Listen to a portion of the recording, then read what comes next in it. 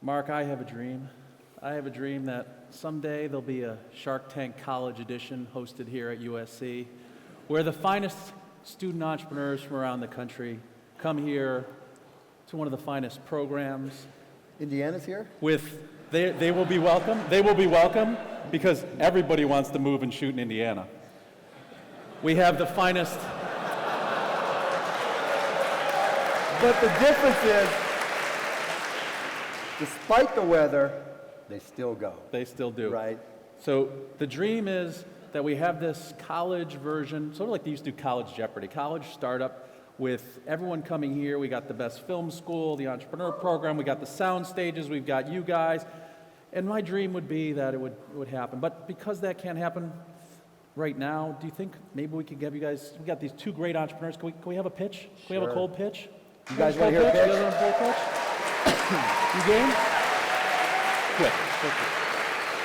So here's the deal. Here's the deal. You have 90 so I'm gonna call up Stasis Labs. Michael's in my class. I'm gonna call him up. But here's the rules. Yeah, don't limit it to 90 seconds. Just let him. Okay. Yeah, just quickly. Do your thing. Well, we have and realize quickly, this isn't TV. I'm allowed to curse. I'm allowed to. This is real. It's happening. I know you've got a good company. So Michael, are you up here? Come on up. Walk around the corner. I'll give you a wireless mic. Let's hear it. Hey guys, my name is Dinesh C. McCurdy, and I'm a biomedical engineer here. Wait, don't talk to them. They're not giving you shit. Stand right there. Hello, Michael Malin. I'm also a biomedical engineer. Everybody knows that the most important thing is to have good data in order to make the best decisions. And this is incredibly important in healthcare. Over here, when we have to make medical decisions, we have to ensure that patients are put onto medical technology as soon as possible. This is unfortunately not possible in the emerging world. Here are... Sorry. That's okay. There's nothing at stake here.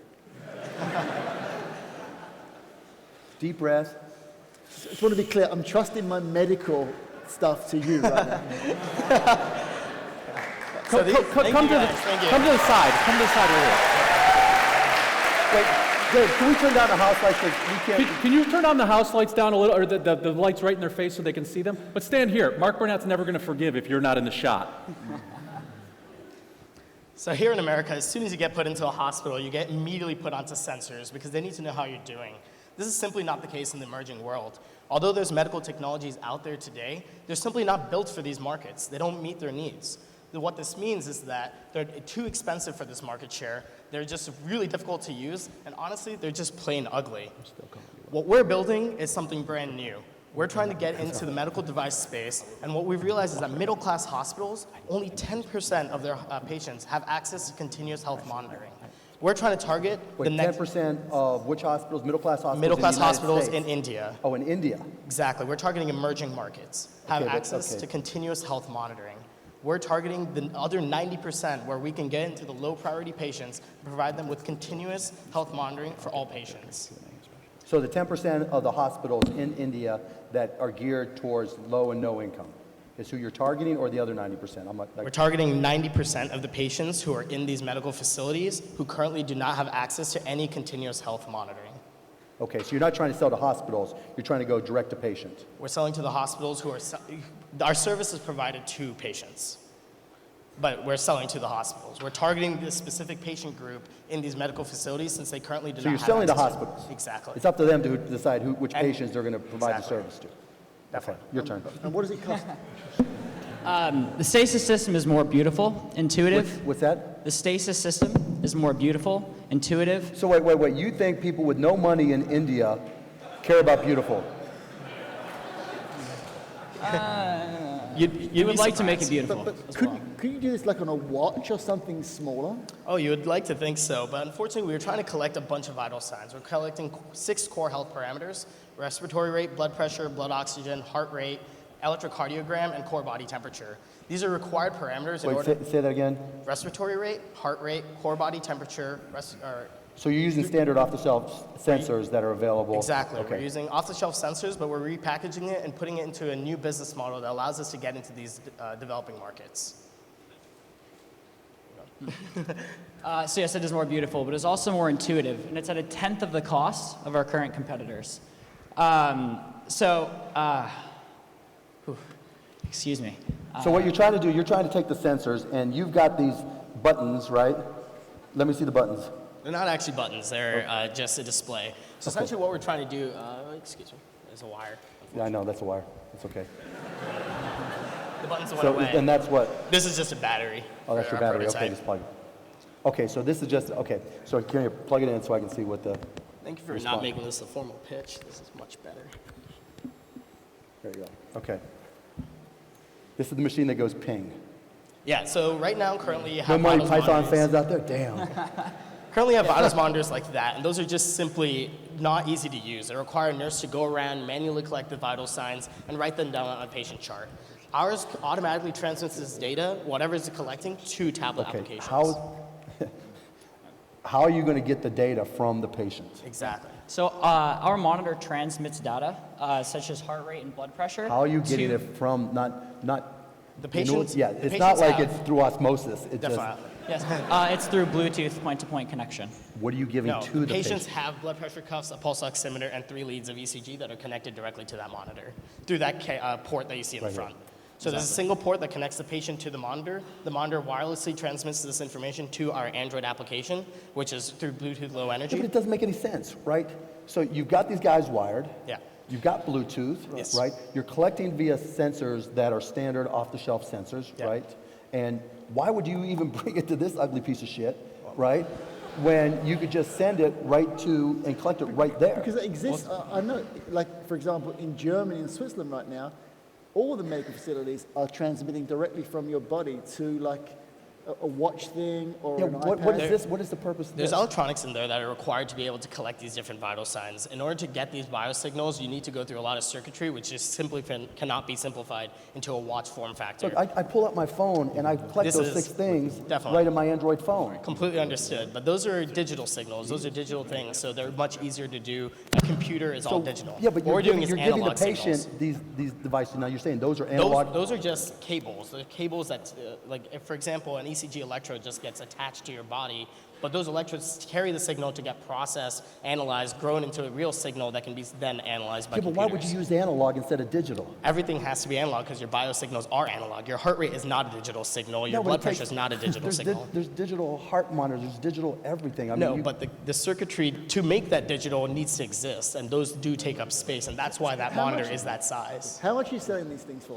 Right now, we're trying to sell these for a subsidized cost of $300 or $250, and we are trying to, we charge hospitals on a recurring revenue basis. Essentially, instead of making them pay a large upfront fee, those monitors generally run around $3,000. What we do is we charge them we charge patients $15, and $7 goes to us, $7 goes to the if you hospitals. examine those economics, I mean, Yes, how are we you going have. to charge, so they can afford in rupees or whatever it is Exactly. in India. So we've done a lot of customer discovery to really talk to these hospitals and really identify what is preventing them from buying full monitoring systems. Currently, the main issue is that in order to put a 30-bed installation for all their low-priority patients, it costs over $90,000 for them. Our system costs $10,000 initial investment, and they pay only as they get patients. This unique business model allows them. I get what you're trying to do, Exactly. right? The whole idea is, look, if it's analog, it's cheaper, right? So you're putting all the circuitry in here to try to capture it using, standard AD type conversions, right? Through this port, right? And then you take it from Bluetooth, and so this is just your conversion device. Yes, this is right? a black box that collects data. It's just, but it actually doesn't really, it just converts the data to digital, and then you send it over Bluetooth to the phone, and that's where you collect it, right? In order to get these, it's important to note that, for example, like the heart rate sensor that you have on like an iWatch or any of those things, they're not medical quality. They're not medical devices. Yeah, that's not true anymore, right? Because they're close enough for the scenario that you're working in, right? Maybe you're not going to use the one off your phone in an emergency room, right? But digital technology and capturing, that's what I'd have to understand before I make or break a decision on this, right? Definitely. That there aren't other digital scenarios where you don't have to convert from analog to digital and then send to another device. Because that's the part to me that doesn't seem to make sense. I think it's really important to note that all biosignals are analog, and they do have to be converted, and they do need to be filtered, amplified, and there are systems that need to be in place. But there's ways, like I have a company that takes the moisture from your skin, Yeah. right, and converts it and analyzes what's in there and converts it to data so we could tell, you know, the amount of oxygen and other things for our athletes, right? And so, yeah, there's something that has to touch, and that's analog in some respect, Exactly. but it captures it right there and converts it right there, Exactly. right? Breathometer, which was a Shark Tank company, right? You blow in and it captures, and immediately right in that device that you connect to your phone, which is that big, right, it converts it to digital, right? I don't understand why you have the, I mean, I know what you're telling me, Yeah. right? But why wouldn't you be able to take a device that big that connects right into someone's phone and do the same thing and be less expensive? It's important to know that this is also a prototype, and this will get better over time. We're still very early stage of a company, and we're trying to develop this technology out. When we are able to convert these into digital signals, what we're really building out is the infrastructure for these facilities. We get this data, put it onto a tablet, where we're really the first mobile vitals monitoring tracking system for these hospitals. But And so we're doing something that doesn't What's the exist barrier today. to entry? What's that stops anybody doing this? Yeah, it's actually really hard to be able to not only collect this data signs, which are being done by these bigger players, but try and recreate this using smartphone technologies. Right now, a lot of the reasons why this is different and innovative is that we're making sure that it's low cost, low priority, or it's low cost and it's very battery efficient, and it's able to use the latest in technologies to get this data to the application. Look, maybe I and just access them to I the don't know cloud. it, right? And obviously Definitely. I'm not prepared to have done and haven't done any research on it. But having been involved a lot in sensors over a lot of years, right?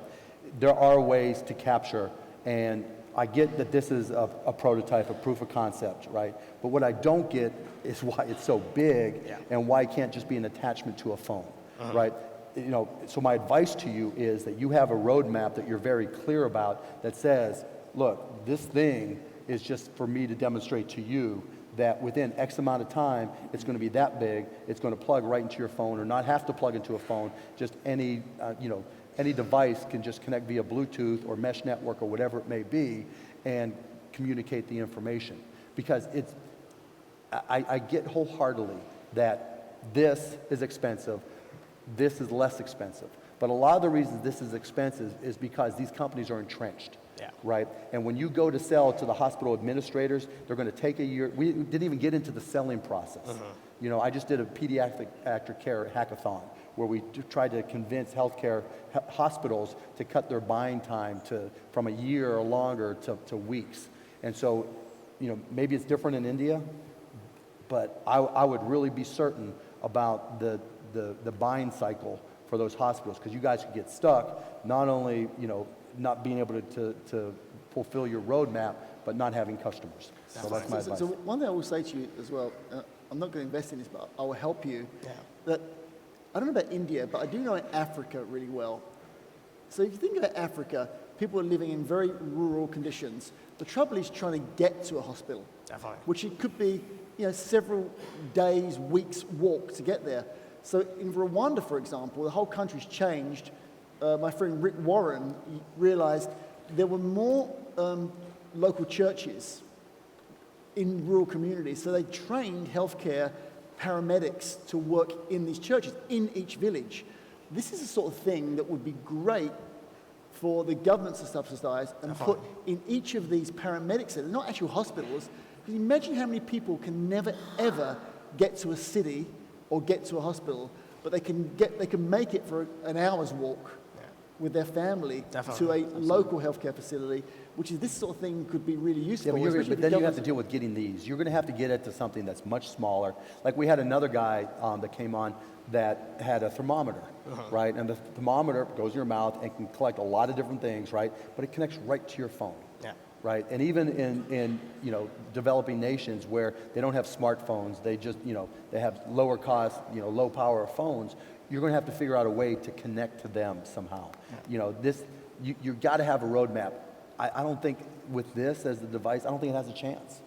I really, really don't. And again, I'm uneducated, so this is me going out on a limb, because if there are hospitals there, anything like the hospitals here, the buying process for them to try to get to this, knowing all the pieces involved, I think that's going to be tough. Now, if you get someone to subsidize it, give it away, this is a project, you know, that's less business. Because one and thing more you're doing, which is really admirable, is realizing that, yeah, we all live great here, but so many people in the world are dying from things they shouldn't be dying from. Definitely. And there's no data, there's no way to help them. And so things like this that start with the right intention, have a really great chance to make it. I think Mark's right about technologically. It's like almost going to a country now and starting a checking account thing, which, or then credit cards. Everything's jumping to digital. So it's like going backwards. But the idea is really admirable, and I think there's something there for the third world, the developing world, to help these people. Millions of people need this kind of help. Well, thank you very much. Thank you guys so much. That's Shake hands. Good luck, guys. Thanks. Thanks so much, Mark. Never want to do this more. Stasis Labs. Stasis Labs. Good luck, man. Congratulations. You get it real. You want to do one more? You want to? Sure, yeah. Okay, we'll do one more. I can go all one night. more. Envoy Now. Get up here. Let's go. Real quick. Then we'll go to questions. I'm in no rush. Envoy Now. You guys ready? No, Rick, yeah. Changed Rwanda in terms of healthcare by figuring Yep. out these You can local vote. You can vote. church communities are so close to the villages, and All right. paramedics and put them in the Let it rip. and it like changed everything. In Ink Magazine, Envoy Now. Let's go. Envoy Now. Everyone know that. What's up, guys? Hello. Hey, Chad. Oh, yeah. Hi, Anthony. Hey, Gabriel.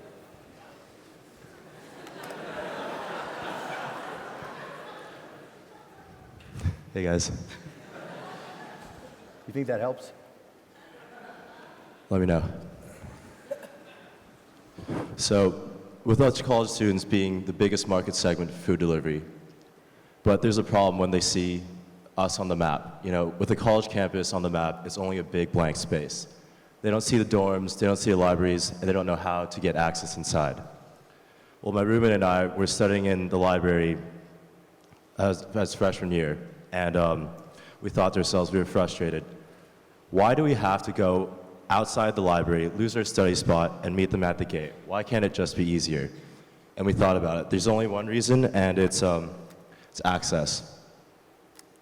The only people that are able to give the extra access as well as the knowledge to be able to find people when they want to get food are college students. So what we created is a campus-wide food delivery service utilizing 100% student workforce, and that's how Envoy Now was born. So what we do is on the supply side, we leverage 100% student workforce, just like Uber. It's a flexible part-time job. They can work whenever they want around their busy class schedules. And on the demand side, we have faculty, we have students able to order it right up to their dorms. I've even had a professor who's stopped class to order Chipotle burrito to our classroom. So we've launched at USC as a beta in September. We've since expanded to Wisconsin and your alma mater, Indiana University. And if we end up winning this Inc. bracket thing, I'd say we should fly out to Bloomington and celebrate a bluebird. What else? Any questions?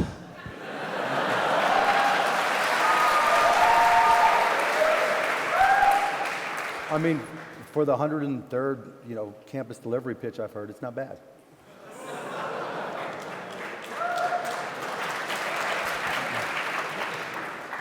If you're going to sell it, then tell me, an anecdotal stories are great when you're, on Shark Tank and when you're telling your mom, so she's proud, or your girlfriend, or boy, whatever. But you didn't tell me shit. You think it's a hard concept for someone to say, oh man, college kids want shit delivered. Who would have thunk?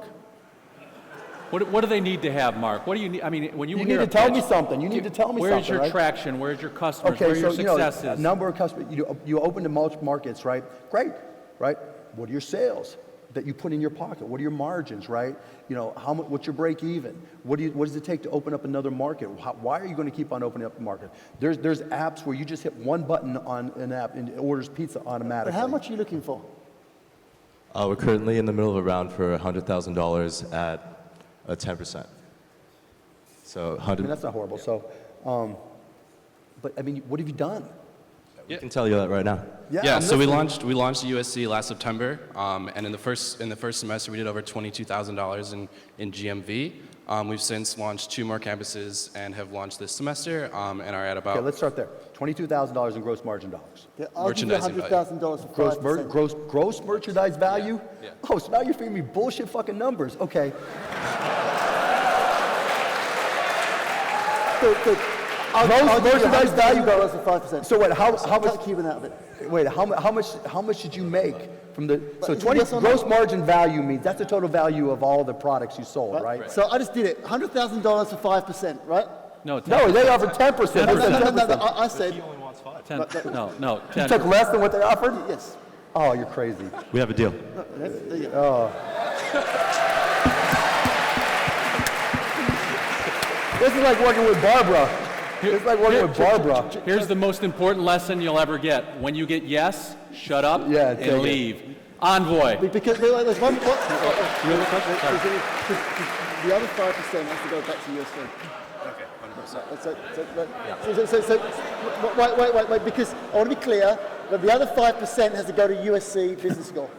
All right? He says the other 5% is going to USC Business School. We'll figure something out. We will figure something out. Envoy. That was awesome. That was awesome. Let's do another one. You want one more talent trail. Let's go real quick. Gotta get 100 of them. Last one, talent trail. Now I would really like, guys, quiet down. I would really like to bat third right now, seeing what just happened, right? So no long stories. No, my grandmother needed this. This is about traction, success. What have you done? What have you done? Let's go. Talent trail. Stand to the side. Awesome. Cool. All right. So Talent Trail is automating career services using data. Wait, I can't understand a word you're saying. Slow down. Too excited here. Sorry.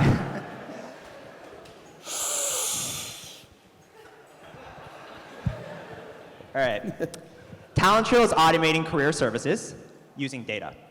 So what we want to do is help students throughout the career process from 16 to 26 understand exactly what they need to do, the skills they need to learn, the resources they need to get, the internships they need to have so that they can land their first job. So here's what we've built so far. We launched an internship matching site. We built an algorithm with the co-founder and chief scientist of eHarmony, and we put together this matching platform. We work with companies like Tinder, Secret, Acorns, and of course, Cyberdust. And we make it really easy. So this research-backed matching algorithm helps us find really good candidates across the nation, but also sort and rank all the candidates. So instead of a recruiter having to travel everywhere and have to spend hundreds of thousands of dollars on finding a good candidate, we make it super easy, super quick, painless. And on the student side, if you're a quality student, we'll actually funnel you different positions. So as a student, if you're good, you don't have to spend all of your time searching for positions. We'll find you really good companies to work for. So we have thousands of students across the nation from Harvard, Stanford, MIT, you name it, all on our platform. So how do you source your data? Yeah, so it's a good question. So everything's stored in So everything's stored in our database right now. We use SPSS to analyze all of the data. We look for correlations, both in terms of what people have done before. That's not what I asked. Sure. I didn't say where you stored your data or how you searched your data Sure. or how you ran your analysis of it. I asked how you source your data. Okay, got it. So students apply. When they go through the application process, we have a proprietary survey that we developed with them. That's on one side, right? Yep. That's the easy side. Right. Right? Because anybody who wants an internship, there's always going to be a lot of course. candidates. Bam, then you just fill it out. Right. The hard part, obviously, is sourcing the internships. Right. Right? Do they pay or do they not pay? Where are they at? Right. Are they legit or Yep. nonsense? So how do you source all those? Absolutely. So getting the internships on our site, is that the question? How are you sourcing the internships? Got it. So we started off with direct sales. We actually went straight to companies that we thought would be interesting, that students would love, and give students an amazing experience, and we went there. Then we started partnering with VC funds. So VC funds will actually start giving us internships at the companies that they funded. Good. Okay, so what's the number? So now the challenge is scale, right? So you're going to have, it's almost like applying to colleges now. That part becomes easy, right? Absolutely. Right, and so you're going to have an unlimited of applicants, right? So how long have you guys been in business? So we launched more officially about 2 months ago. 2 months ago, Yep. okay. How many internships have you been able to acquire so far? So we publicly have about 70 available, but we have over 200 companies on a wait list because we're testing in tiers and releasing them in tiers. Okay. Now, I like it, right? It's very comparable to a company I have called Hourly Nerd, Yeah. right? Where they take graduates, MBA graduates from 6 of the top schools, Right. and people come in and offer projects that the MBA's then bid on to work on a project basis. Right. So you can stay at home, you don't have to get a consulting job or whatever. So it's very comparable. Right. Right? So what's your pain point? The pain point we're solving or the pain point that we have right now? Your pain point you have right now. So a couple things. I think the biggest thing that we want to prove out is our growth model. There are a lot of companies in this growth model. Okay. So we've tested a lot of things, and we have students, and we're at a point where if we have a cool company, students are going to come on. But we definitely need to scale at a faster pace. This is a market that is pretty crowded, to be honest. There are a lot of companies out there that are trying to, help companies solve that problem. Okay, so then who's the biggest and how do you differentiate yourself? from them? Absolutely. So we have a very low cost of acquisition for students and much lower than what typical companies in our space have. The other side is selling on companies. Most companies hire a huge sales team. So that's what most companies have been doing.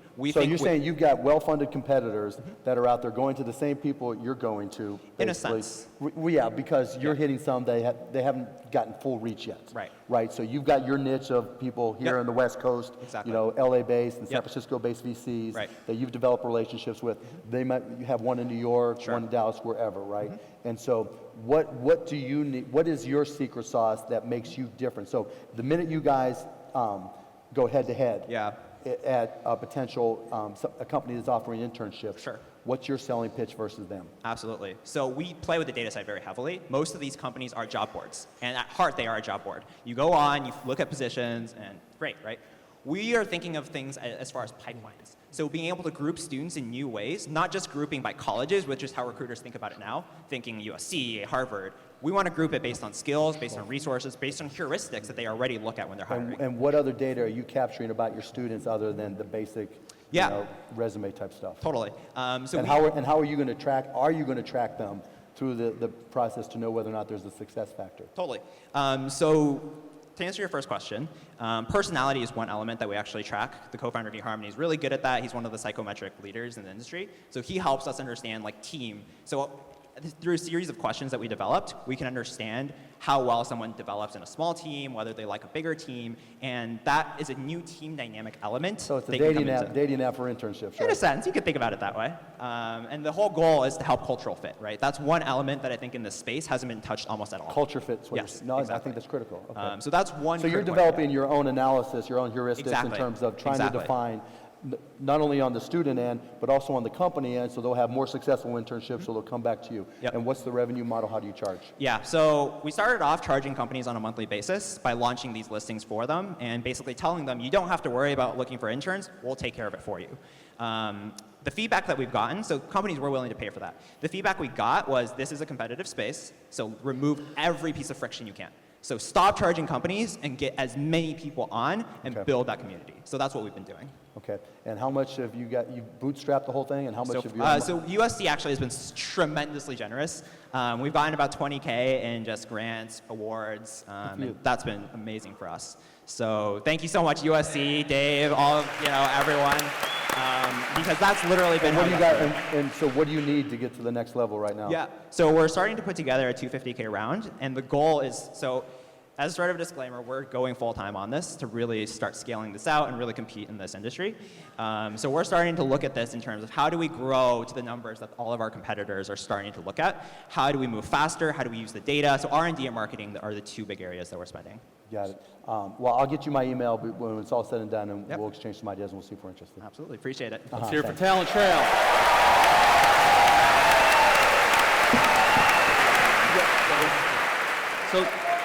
So that was better than some question and answers. That we don't get, guys. We're USC. Let's quiet down, please.